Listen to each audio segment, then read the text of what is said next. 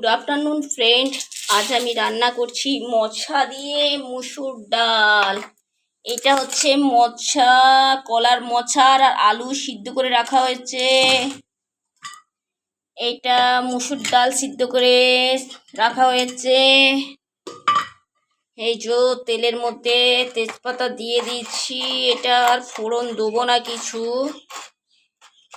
শর্টকাটে রান্না করব। মশলা একদম হালকা এটার মধ্যে পড়বে।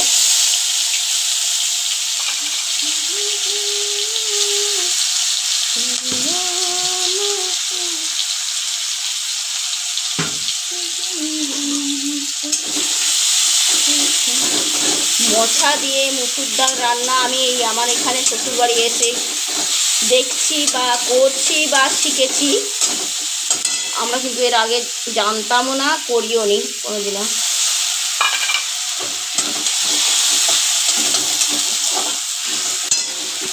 মানে এটা কম আছে তো মশলাটা, ওই জন্য কম মশলা দিয়েছি। আর ডাল দিয়ে করলে কম মশলাই দেয়।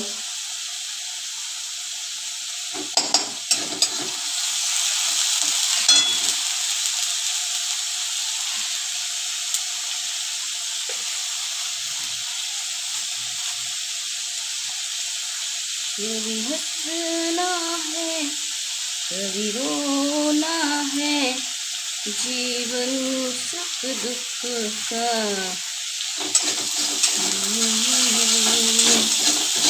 जीवन सुख दुख का।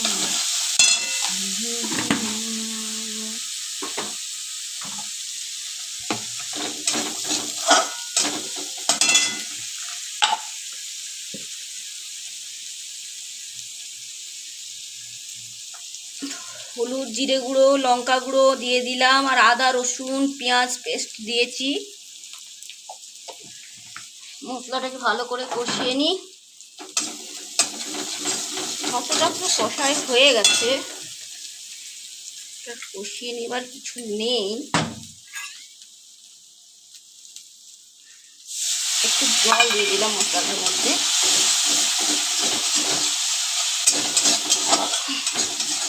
তারপর মোচা যে সিদ্ধ করা আছে, মশলাটা কষা হয়ে গেছে, এবার যে মোচাটা সিদ্ধ করা আছে ওটা দিয়ে দেবো। এই যে মোচা আর আলু সিদ্ধ করা আছে,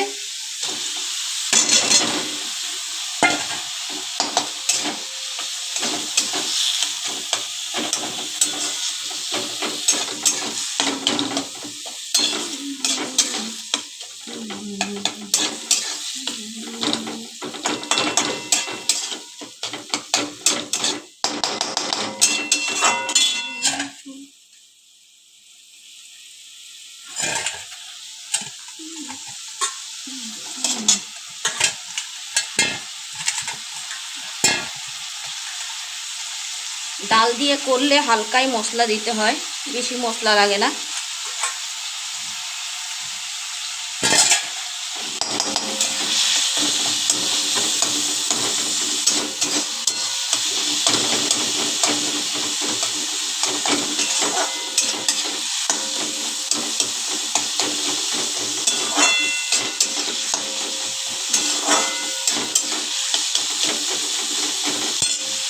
হালকা একটু মিট মশলা দিয়ে দেবো।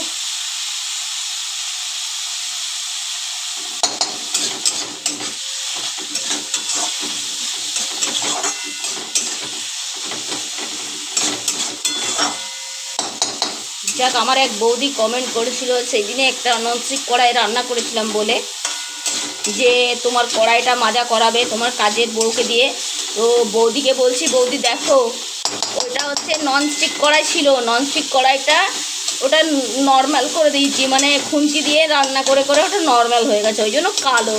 এই দেখো আমার কড়াই, দেখে না বৌদি, দেখেছি তো আমার কড়াই। যাক, এটা দিয়ে কষানো হয়ে গেছে মশলা দিয়ে মোচাটা। এবারে আমি ডালটা দিয়ে দিচ্ছি। দেখো ডাল সিদ্ধ করে রাখা ছিল, ডালটা দিয়ে দেবো।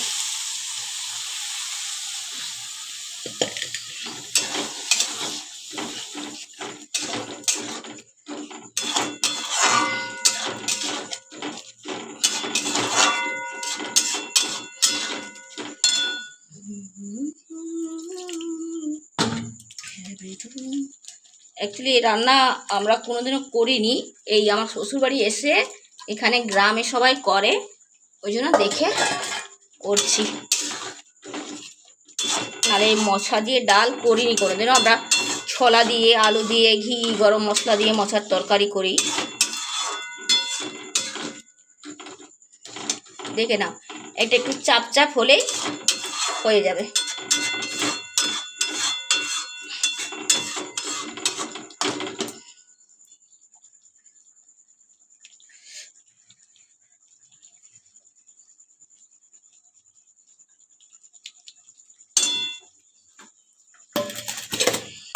হালকা নুন লাগবে, নুনটা দেখে নিলাম কম আছে তো হালকা লাগবে, দিয়ে দিচ্ছি নুন। এটা কিন্তু চাপ চাপ হলে হয়ে যাবে। ওকে, টাটা, বাই বাই।